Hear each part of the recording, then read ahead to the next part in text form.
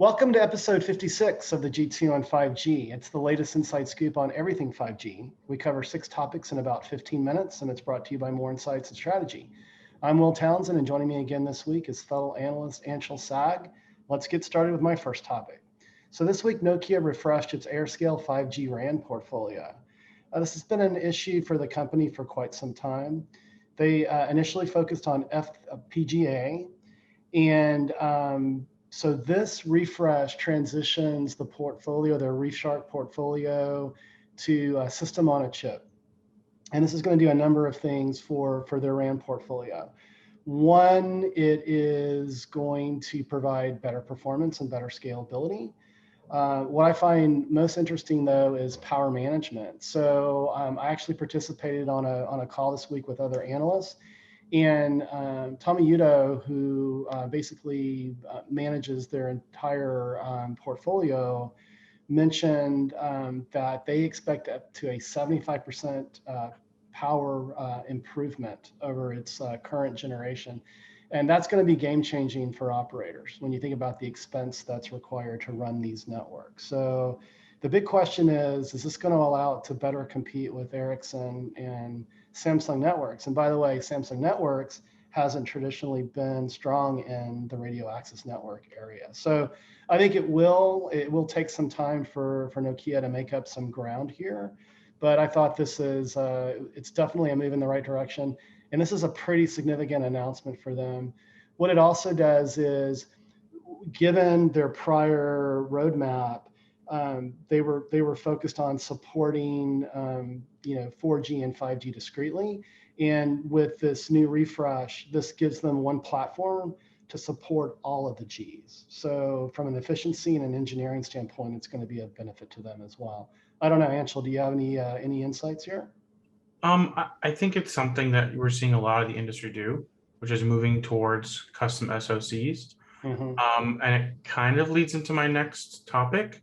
But I would say that in general, we're seeing a lot more of these purpose-built SoCs rather than trying to build FPGAs and hoping that you can constantly rejigger your designs and your FPGAs to fit whatever needs your customers have.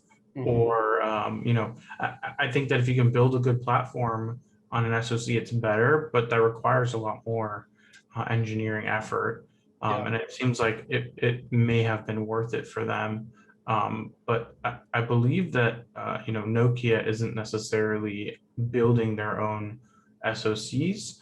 I believe they're sourcing theirs. But there are other players who are building their own. So that my topic. Well, that's a good segue to your topic, and because you want to talk about Samsung 5G chipsets, right? Yeah, so on, I want to say Tuesday, Samsung had a pretty big Samsung Networks Redefined event. And as part of that event, they announced a bunch of new, vRAN, vCore, network management solutions, everything. But one of the things they announced were in-house chipsets, which included their 3rd generation RFICs, 2nd generation 5G modem, and a digital front-end RFIC integrated chip. So Samsung is building a lot of stuff for themselves, which they have a very long history of doing in almost every single business.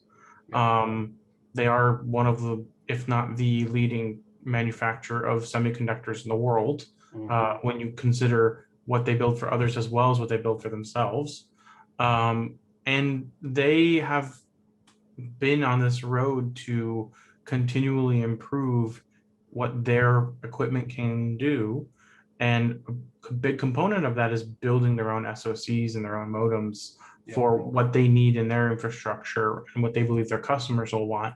And I think that this year has really shown the momentum that Samsung Networks has. And them building out these new chipsets is a new way to refresh its portfolio and to ensure that they stay competitive with the rest of the market.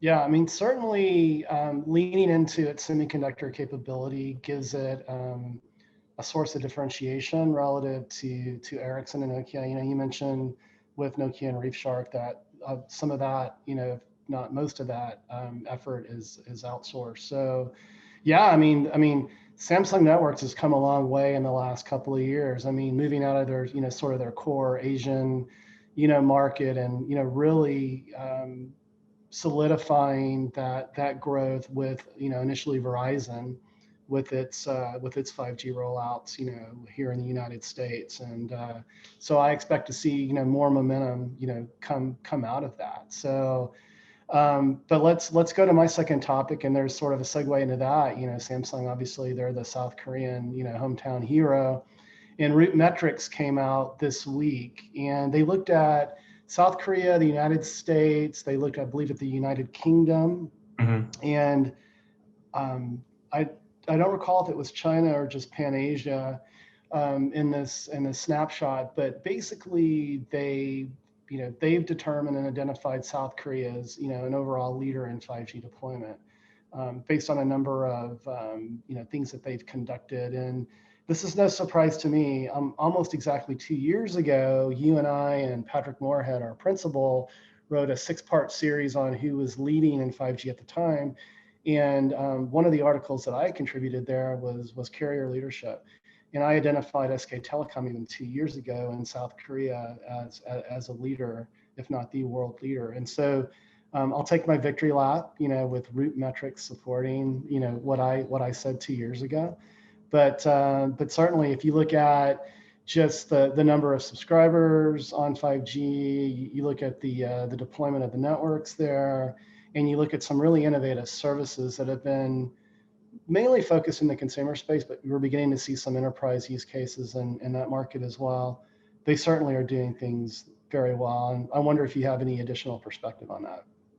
Yeah, I would say that it makes sense that Korea would be among the top because they were one of the first networks to launch. So they've had the most time to improve, but also they started with mid-band, which means that they've had some challenges with coverage. But even in Seoul, by the looks of it, they have 93.2% 5G availability, which is admittedly Korea is a much smaller country. So they have less area to cover.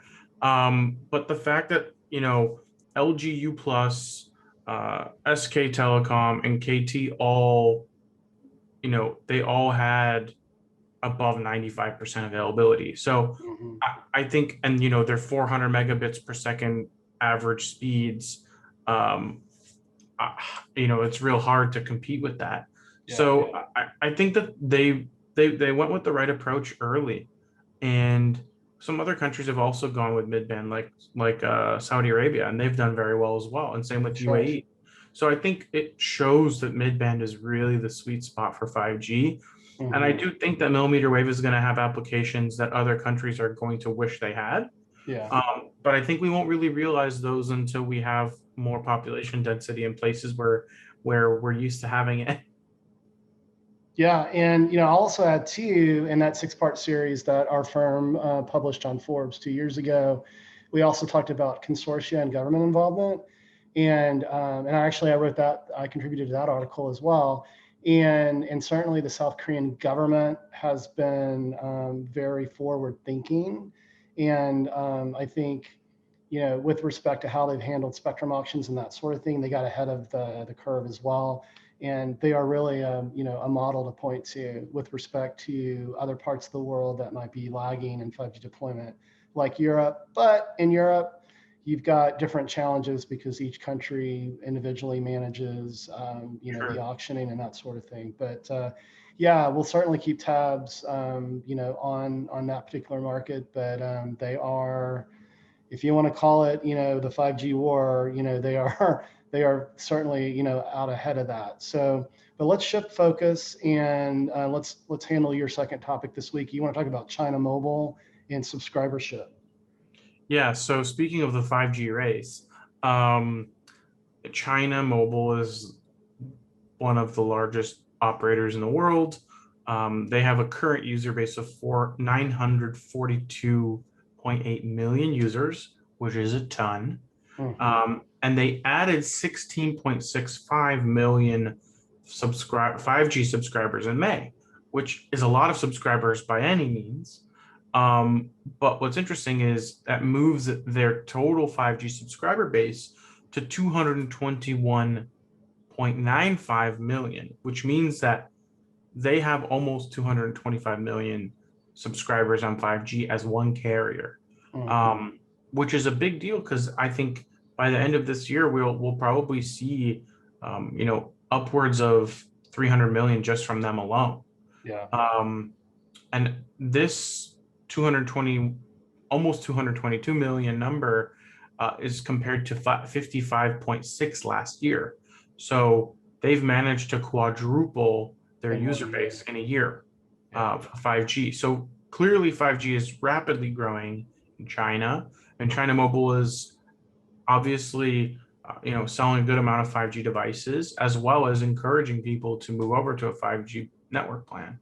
Mhm. And I believe that China Mobile knows that the economics of 5G will significantly improve their profitability the faster that they get the majority of their users over to 5G, just Yeah. because spectral efficiency and all those other things, as well as being able to offer new services and take advantage of standalone whenever that comes to bear there.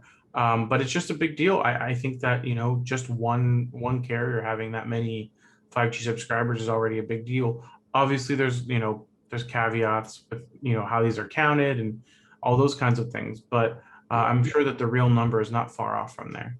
Yeah, no, it's impressive, especially when you compare it to the United States and just the number of subscribers here, and I've been following sort of their activities, and they've been very aggressive on not charging huge premiums to move folks over from LTE to 5G. So I think that has a lot to do with it as well. Time will tell, with as the operators in the United States roll out 5G, how they're going to go approach that. But certainly, it shouldn't. And from my perspective, access is one thing, but then the discrete service capabilities are the real, in my mind, the real opportunities to monetize. So, but we'll definitely keep our eyes peeled on this. And let's move into my third topic and final topic for the week. And you and I got some care packages from T-Mobile. I received a bottle of 5G gin and 5G ginger beer, and this was to celebrate their milestone in covering. I believe, like, correct me if I'm wrong. How many subscribers do they claim that 300 they've million, covered with 5G? Yeah, 100 million, and they're 300 million. making 300 million, and they're making tremendous progress on their rural commitments as well. And I thought it was funny. Like, I was following this on social when it broke on Wednesday, and AT&T's response on their Twitter handle was, "Really?" question mark. It's like, so what I love about T-Mobile is just their marketing is fun. We received, both you and I, we've talked about the Betty Crocker layer cake kit that we received, and then we received a Snuggie for Spectrum blanket coverage, and now the gin and the ginger beer. So I think it's a clever way for them to continue to kind of promote their leadership as their competitors are beginning to kind of narrow and close the gap there. So I'm assuming you received both in the mail too, right? Yeah, it was interesting because I got them separately. So I got the ginger beer first. So I was Okay. kind of confused. And then I realized what was coming. And Yeah. then I got the whole kit. Unfortunately, I wasn't able to take part in their cocktail hour that they had.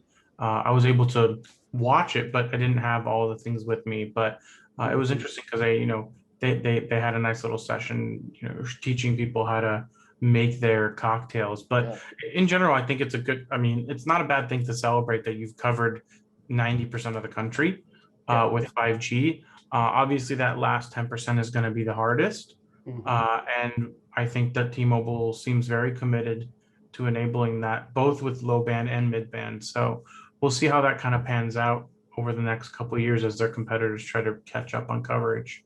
Yeah, and apparently you can purchase this stuff. It's limited edition, and if you go to T-Mobile's website, you can find out more details if you'd like to order some T-Mobile Ginger Beer or 5G Gen. So, but let's move to your third and final topic this week, and we're talking a lot about the South Korean market. And so I caught this as well, and actually I tweeted about it. But South Korea has some very aggressive goals for 6G, even ahead of 3GPP standardization, right?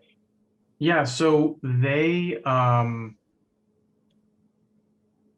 are saying that they're going to have the world's first commercial 6G network by 2028.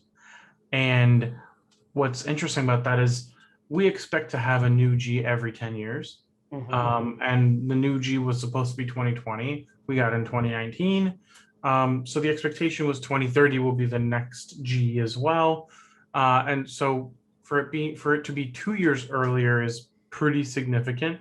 And the Korean government has actually unveiled a plan saying that they will already invest $200 million into the development of 6G, which has not yet been standardized and will not be for the foreseeable future, but they believe that they will be able to standardize it within the next 5 years, which I think is obviously very ambitious.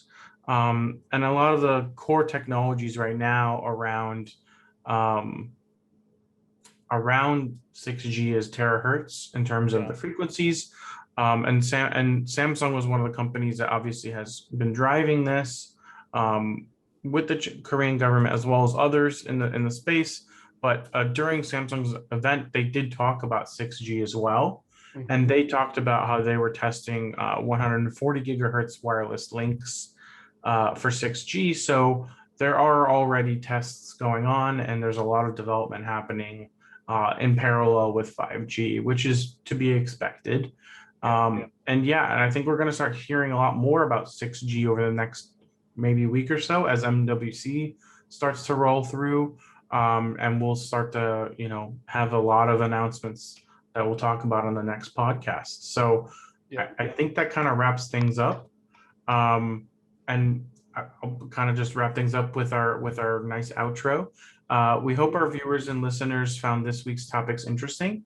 If anyone out there would like to provide insight on a specific 5G topic for a future podcast, please reach out to us on social media. Will is at Welltown Tech, and I'm at Anshel. We hope you have a great weekend, and please tune in again next week.